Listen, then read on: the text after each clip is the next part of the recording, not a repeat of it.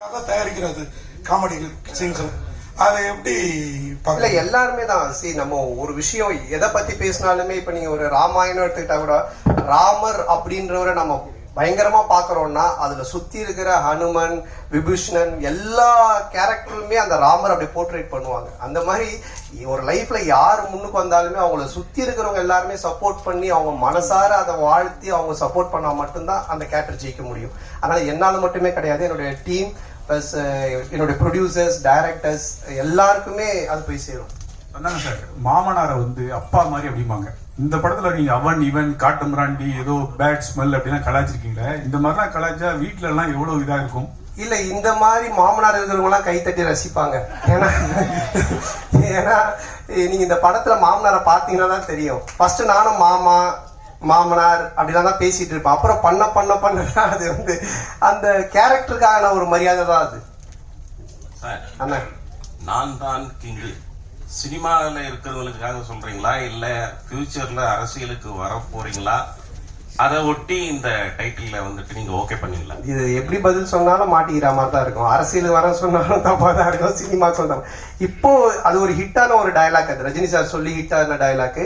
அது அன்பு சார் இது நல்லா இருக்கு, அதுவும் இந்த கதை மூலமா கடைசியில் அந்த ஹீரோ பண்ற விஷயம் நல்லா இருக்குன்றதுக்காக வச்சது. மற்றபடி இது மற்ற பொது சினிமாவுக்காகவோ இல்லை அரசியலுக்காகலாம் கிடையாதுங்க சார். அது மாதிரி இந்த டயலாக் ஒன்று வருது இல்ல, இங்க நடிகர் சங்க கட்டடம் கட்டிட்டு தான் விஷால் கல்யாணம் பண்ணிக்கிற மாதிரி சிங்கிளா சுத்த நான் சிம்பும் இல்லை.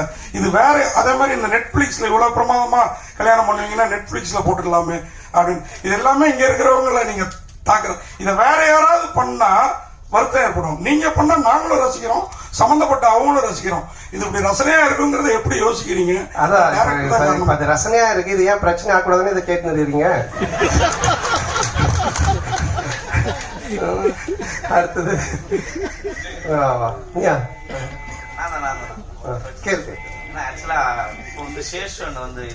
களமாயிட்டாங்க. இன்னொரு நண்பர் இந்த படத்திலேயே ஆண்டனியும் ஹாஸ்பிட்டல் தான் இருக்காங்க. சோ நான் விசாரிக்கும் போது பாத்தீங்கன்னா சந்தானம் நண்பர்களுக்கு காசு கொடுக்கல, அதனாலதான் அந்த உயிரிழப்பு ஏற்பட்டது அப்படின்னு சொன்னாங்க. சரி டைரக்டா நம்ம களத்துக்கு போவோம் அப்படின்னு சொல்லிட்டு ஆண்டனி கிட்ட மருத்துவமனைக்கு போகும்போது சந்தானம் தான் ஃபுல்லா எனக்கு மருத்துவமனையில காசு கட்டிட்டு இருக்காரு அப்படின்னு சொல்றாங்க. ஏன் உங்களை பின்னுக்கு தள்ளிக்கிட்டே இருக்கிறாங்க? எதனால இது வருது உங்களுக்கு தெரியல. அது சில பேர் இப்ப எல்லாருமே என்ன ரசிச்சு எல்லாருமே நல்லா இருக்குன்னு சொல்லி பேசிட்டு அப்புறம் நானே கடவுளா மாறிடுவேனே, அதனால பிடிக்கல அது தப்பா சொல்றதுக்கும் சில ஆட்கள் இருப்பாங்க. அதை பத்தி நம்ம பெருசு பண்ணிக்க தேவையில்லை. நமக்கு பிடிச்சவங்களுக்கா நம்ம பண்ணுவோம், அவ்வளவுதான். இப்ப படம் பார்க்கும்போது இவன் பண்ண காமெடி நான் சிரிக்கவே மாட்டேன்னு உட்காரத்துக்கும் சில பேர் இருப்பாங்க. அவங்களுக்காக நம்ம கஷ்டப்பட தேவை, நம்மளை ரசிக்கிறவங்களுக்காக பண்ணோம், அவ்வளவுதான்.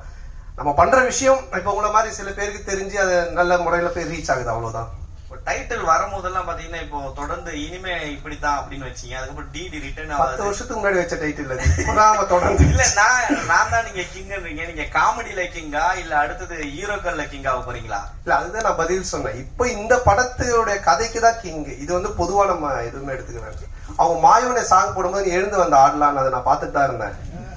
அதெல்லாம் மறைச்சிட்ட பத்தியா சந்தான ப்ரோ, அந்த ரன்பீர் கபூர் படம் மட்டுமே பாக்குற ஆலியா பாட்டிய கண்டுபிடிச்சு நடிக்க வச்சது நீங்க தானே? அந்த டயலாக் அவங்க சொன்னதுக்கு அப்புறமா அது தோணுச்சு, சரி ஆலியா பாட்டுன்னு சொல்ல வேணா ஆலியா பாட்டின்னு சொல்லி ஒரு விஷயம் பண்ணலாம் அப்படின்னு சொல்லி. இல்ல அது கரகட்டகரன் படத்துல வர்ற மாதிரியா இல்ல எதேச்சியா அமைஞ்சதா? இல்ல எதாச்சும் அமைஞ்சதுதான். தேங்க்யூ. அன்பனாக்கு ஒரு கேள்வி. ஆனா நீங்க மகளை தயாரிப்பாளராகிட்டீங்க. உங்க மருமகனுடைய மேரேஜ் பிக்சர்ஸ்ல பார்த்ததுதான், நேர்ல என்ன பார்க்கல. அவரே ஒரு ஹீரோ மாதிரி தான் இருப்பாரு. அவர் ஹீரோவை லான்ச் பண்ற ஐடியா ஏதாவது இருக்கா? நீங்க முதல் படம் ஆரம்பிச்சுவோம்.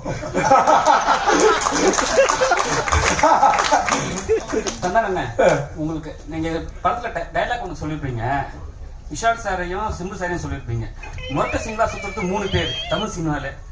எஜே சூர்யாவும் இருக்காரு, ஏன் அவர் விட்டுட்டீங்க? ஏன்னா அவர் கூட நீங்க டிராவல் பண்ணிருக்கீங்க. இல்ல இவங்க 2 பேரும் இப்போ ரீச்ல ரொம்ப க்ளோஸ் டு என்னுடைய ஃப்ரெண்ட்ஷிப்ல ரொம்ப க்ளோஸ்ல இருக்காங்க. அதனால அவங்க பேர் டக்குன்னு ஞாபகம் வந்ததுனால பண்ணோம்.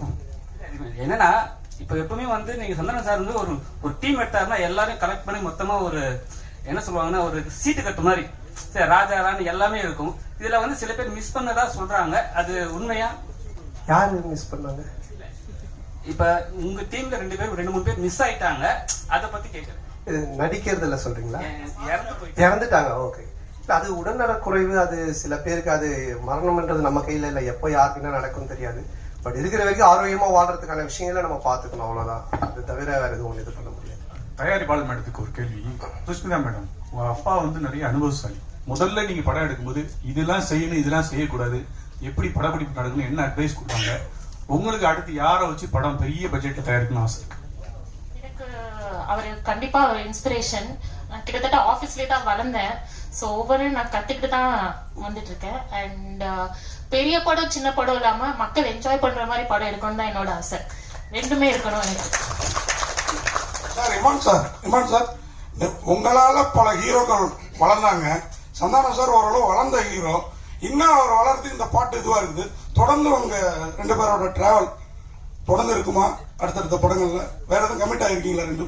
ஒரு படத்துல நீங்க இல்ல இப்போதைக்கு ஒன்றும் பேசல சார். பட் நிச்சயமா அதுக்குண்டான சரியான கதைகள் அமையும் போது நிச்சயமா பண்ணுவோம் சார்.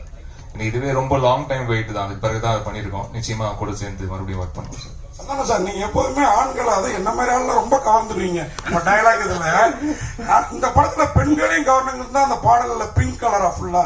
ஏன்னா பெண்களுக்கு பிடித்த கலர் பிங்க் கலர்பாங்க. அதான் காரணமா? நல்லா இருந்தது, 3 பாட்டுமே நல்லா இருந்தது. அந்த படம் இந்த கேள்வி எல்லாம் உங்களுக்கு எங்க இருந்து தோணுது? முதுகுல இருந்தா, மூளையில இருந்தா? விடிய கால 4 மணிக்கு நீ சந்தானம் சார் பிரஸ் பண்ணிட்டு நம்ம வந்து கேள்வி அப்படி உட்காந்து யோசிச்சது. விடிய கால பிரம்மமுகத்துல உட்காந்து எழுதுறது பிங்க் கலர்னா பொண்ணுங்களுக்கு பிடிக்காதான் போட்டு அது இங்க வந்து மொத்த கேள்வி தான். நன்றி நன்றி. இல்ல அது காஸ்டியூம் டிசைனர்ஸ் கொடுக்கறது தான். இன்னி கூட பாத்தீங்கன்னா இந்த கோட் எல்லாம் போட்டிருக்கேன். வெயிலுக்கு எனக்கு கோட்டு போடவே பிடிக்காது. காஸ்டியூம் டிசைனர் இல்ல போடுங்க நல்லா இருக்கும் அப்படின்னாங்க. அதனால காஸ்டியூம் டிசைனரோட வேலை அது பண்ணணும்.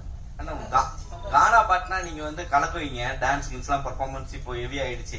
இப்போ ரொமான்டிக் வரும்போது எந்த மாதிரியான இதெல்லாம் எஃபெக்ட் எல்லாம் எடுத்தீங்க? அந்த மூடு அதான் ரொம்ப கஷ்டமா இருந்துச்சு ஃபர்ஸ்ட் எனக்கு அது வரவே இல்லை. நான் சாங்கே சார்ட்டு சொன்னேன், சார் இமான் சார் என்ன சார்னா அன்பு சார்ட்டே சொன்னேன். அன்பு சார் தான் சொன்னாங்க இல்ல ஒரு சாங் இது மாதிரி பண்ணலாம் அப்படின்ட்டு.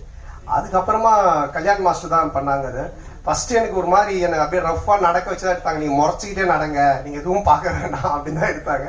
அப்புறம் அது கொஞ்சம் கொஞ்சமா கொஞ்சம் இன்க்ரீஸ் ஆகி ஒரு மாதிரி அப்படி எடுத்துட்டாரு. அது வந்து கண்டிப்பா கல்யாண மாஸ்டர் தான் சொல்லணும். ஏன்னா எனக்கு அது பிடிக்கவே பிடிக்காது, இந்த ரொமான்டிக்கா பாக்குறது, அப்படியே ஃபீல் பண்றது, எட்டி பாக்குறது இதெல்லாம். பட் இந்த பாட்டுல அதை அப்படியே கொண்டு வந்தாங்க. அது இப்போ பார்க்கும்போது மியூசிக் சாரோடைய அந்த மேஜிக்ல பார்க்கும்போது அது பயங்கரமா இருக்கு. ஸோ அதனால அதான் அது ஒரு மியூசிக் மேஜிக் தான் அது. உங்க மேடையில எப்பயுமே கூல் சுரேஷ் வந்து அடிக்கடி இருப்பாரு. உங்க படத்தை வந்து ஃப்ரீயா ப்ரமோஷன் பண்ணுவேன்னு சொன்னாரு. இதுக்கு முன்னாடி ஏதாவது காசு கொடுத்தீங்களா இல்ல சிங்கப்பூருக்கு நீங்களே காசு போட்டு அனுப்பி விட்டுறீங்களா? இல்ல இப்ப அவனை பத்தி பேச சொல்லி அவன் தானே உனக்கு சொன்னான். சம்பந்தமே இல்லாம திடீர்னு சந்தானம் சார் நேத்தி ஸ்டார் படத்தோட பிரஸ் மீட் அங்க வந்து கவின் பேசுறோம். அந்த படத்தோட ட்ரெய்லரும் நல்லா ரீச் ஆயிருக்குது. அங்க பிரஸ் மீட்ல நாங்க கேட்டப்போ உங்களுக்கு இந்த பெண் வேஷம் யார் ரோல் மாடல் இந்த மாதிரி ஒரு நிருபர் கேட்டாரு. இப்போ அவர் சொன்னாரு கரீனா சோப்ரா அப்படின்னு சொல்லிட்டு.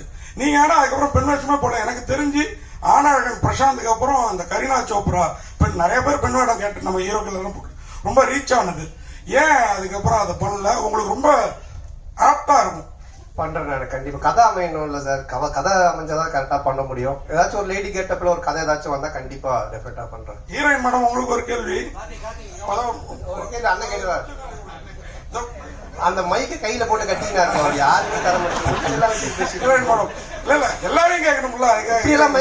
வச்சுக்கிறீங்க அதே இதே சரி எனக்கு நடந்தது. அதனாலதான் இப்போ ஹீரோயின் மேடம் நீங்க சொன்னீங்க சந்தானம் சார் ஃபர்ஸ்ட் இங்கிலீஷ்ல பேசிட்டு இருந்தாரு, ஒரு வாரம் கழிச்சு தமிழ்ல என்னையும் கலாக்காரு.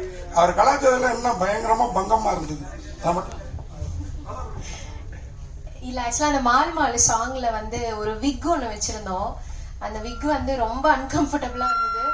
அதுல வந்து நான் ஆக்சுவலா அதுல ஏதாவது கியூட்டா பண்ண சொல்லி கேட்டிருந்தாங்க. சரி நான் கான்பிடன்ஸை வரவழிச்சு நான் அப்படியே செட்டுக்கு வரேன். சரி நம்ம கியூட்டா தான் இருக்கும், அந்த விக்ல கேவலமாலாம் இல்லை அப்படின்னு நினைச்சிட்டு நான் வந்தேன். சார் வந்தவொடனே நல்ல அமெரிக்கன் பிச்சைக்காரி மாதிரியே இருக்கு அப்படின்னு. அது வந்து இருந்த கொஞ்சம் கான்பிடன்ஸும் காலி ஆயிடுச்சு. இல்ல அது ஆக்சுவலா ஒரு பார்பி டால் ஒரு லுக் ஒரு ஃபீல் ஒன் பண்ணாங்க. இவங்க இஷ்டத்தை கட் பண்ணிட்டாங்க. கட் பண்ணி கண்ணாமண்ணான்னு வச்சு கொண்டு வந்தாங்க. அதெல்லாம் இது பண்ணோம். ஆனா அது மாதிரிதான் வேணும், ஒரு டிஃப்ரெண்டான லுக்ல வந்து பண்ற மாதிரி. சந்தானம் சார், நீங்க ஒரு 3 வருஷம் முன்னாடி உங்களுக்கு வந்து அனுஷ்கா மேலதான் ஒரு ஆசை, அவங்களோட நடிக்கணும்னு சொல்லி. அனுஷ்காவோட நடிக்கணும் ஆசை சொல்லுங்க. நீங்க மாத்தி அனுஷ்கா மேல ஆசை அப்புறமா நடிக்கணும் சொல்றீங்க. ரொம்ப நேரம் யோசிச்சிருந்தீங்க. அப்போ அப்பா நான் கேள்வி கேட்டப்பா சொன்னீங்க அனுஷ்கா மேல ஆசை நடிக்கணும், அவங்களோட நடிக்கணும்னு. ஓகே ஓகே, நாம அந்த ஆசை இன்னும் நிறைவேறல, அது ஏன் உங்களுக்கு? இல்ல என்னன்னா நடிச்சிருக்கேன் அனுஷ்காவோட வந்துட்டு 2 படம் தெய்வ திருமல் நடிச்சிருக்கேன். அப்புறம் அவங்களோட ஃபர்ஸ்ட் படமே 2 நான் தான் நடிச்சேன். பட் ஹீரோயினா என்ன கேட்டிருப்பாங்க, அதனால அவங்களோட நடிக்கணும்னு சொல்லியிருப்பேன். கதை அமையணும்னா கதை அமையணும், அந்த கேரக்டர் கிடைக்கணும், இது எல்லாமே இது பண்ணணும். ஸோ அது கதை தானே எல்லாமே. நம்ம திடீர்னு நடிக்கணும்னு சொல்லி கூப்பிட்டு நடிக்க வைக்க முடியாது இல்லைங்களா? சொன்னாங்க சார், ஆன்மீகத்துல நீங்க நல்ல வெளிப்படையா சொல்லுவீங்க. நிறைய சாமி கும்பிடுவாங்க, வெளியே சொல்ல மாட்டாங்க. நான் ஆன்மீகவாதி, நான் கோயிலுக்கு போற நல்லா சொல்லுவீங்க. உங்க லைஃப்ல ஆன்மீகம் வந்து எந்த அளவுக்கு லைஃபை பண்படுத்துது? அப்புறம் இன்னொன்னு முக்கியமா, ஈசா போனேன், அவர் வந்து பணம் கேட்டாரு, வாங்கி கொடுத்தீங்களா இல்லையா? அது சும்மா காமெடி சொன்னது, இதை நீங்க தம்ப்நெயிலா போட்டு விட்டுறாதீங்க. அப்புறம் சத்குருட்டு இருந்து போன் வரும், ஏன்டா என்னை பத்தி எல்லாம் பேசிட்டு இருக்காங்கன்ட்டு.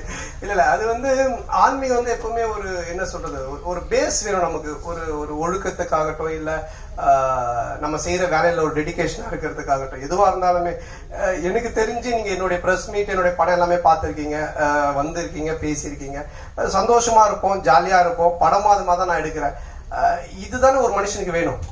எப்பவுமே ஏதோ ஒன்று யோசிச்சு நகத்தை கடிச்சுன்னு சிந்திச்சுக்கிட்டு சோகமா இருந்துகிட்டு பேசும்போது ஏதோ ஒன்று பண்ணிட்டு இல்லாம சந்தோஷமா இருக்கும்ல. இப்போ கொஞ்ச நேரம் இங்க 1/2 மணி நேரம் பேசலாம், எல்லாம் சிரிச்சு சந்தோஷமா இருக்கும். இதுதானே பேஸ். அது வந்து எனக்கு ஆன்மீகத்துல நல்லா கிடைக்குதுன்னு தான் தோணுச்சு. அதனால அதை நான் சொல்லிட்டு இருக்கேன். நான் ஆன்மீகவாதி, கடவுள் கும்பிடுறவன் அப்படின்ட்டு. சார், நான் தான் கிங்கு அப்படின்னு சொல்றப்ப நான் தான் கிங்குன்னு ஃபீல் ஆகுது. ஆக்சுவலா நீங்க தான் கிங்கு, நீ தான் கிங்குன்னு டைட்டில் இருந்தா உங்களை சொல்ற மாதிரி இருக்கும். இப்ப நான் தான் கிங்குன்றப்ப எல்லாருக்கும் அவங்கவுங்க சொல்றப்ப அவங்கவுங்க இப்படி ஒரு பரோபகாரமான எண்ணம், எல்லாருக்குமான எண்ணம். அதனாலதான் அன்புச்செழியன் சாரும் வந்து அவங்க பொண்ணு அந்த படத்துல வந்து ப்ரொடியூசரா இன்ட்ரோடியூஸ் பண்ணாங்களா, அவங்களும் நான் தான் கிங்கு அப்படிங்கிற எண்ணத்துல. ஆமா, இது நம்ம படம் பார்த்து ஒரு ரிவ்யூ சொல்றாங்கல்ல, அவங்களும் நான் தான் கிங், அவங்க சொல்ற ரிவ்யூ வச்சுதான். அந்த மாதிரி ஒரு எல்லாருமே அவங்க தொழில சொல்றத இவ சொல்ல 2 தடவை நான் தாங்க கிங் அப்படின்னு, அந்த மாதிரி தான் இது. வாங்கிட்டீங்களா? ஆமா, மைக்கு கீழே ஒளிச்சு வச்சுக்கிறாங்க. நன்றியா? முடிஞ்சிச்சா? அனைவருக்கும் நன்றி, வணக்கம்.